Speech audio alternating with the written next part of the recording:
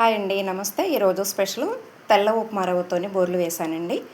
మరి దాని ప్రాసెస్కి వెళ్ళే ముందు ఎవరైనా కొత్తగా నా ఛానల్ చూస్తే సబ్స్క్రైబ్ చేయండి. మరి ఇది ఎలా తయారు చేశానో ఆ ప్రాసెస్లోకి వెళ్ళిపోదామా? చలో.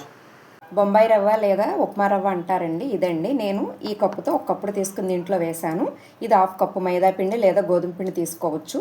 ఒక ముప్పావు కప్పుకి బెల్లము, ఒక కొబ్బరి చిప్ప తీసుకున్నానండి. మనం ఫస్ట్ బెల్లం కరగపెట్టుకోవాలి.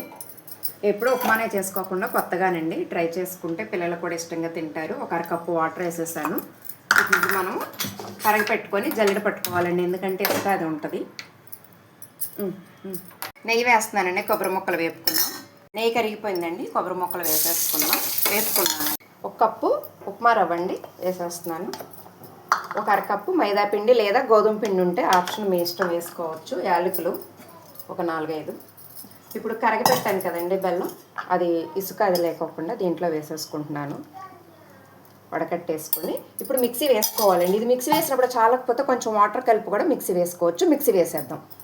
మిక్సీ వేసాం కదండి, దీంట్లో వంపేసుకుందాము. దీనిలోకి రుచికి సరిపడా కొంచెమే సాల్ట్ వేసానండి. ఒక చిటికెడు సోడా ఉప్పు. మనం నెయ్యిలో వేపి పెట్టుకున్నాం కదండి, కొబ్బరి ముక్కలు కూడా వేసాం. ఈ చల్లారినాక కలుపుకోవాలన్నమాట. దీంట్లోనే మనం ఇలా కలిపేసుకొని ఒక 10 నిమిషాలు నానపెట్టేసేయాలండి. ఆయిల్ వేడెక్కింది కదండి, ఇలా గెరిటితో వేసుకుని అలా వదిలేయాలండి, మనం కలపకూడదు. ఇంకా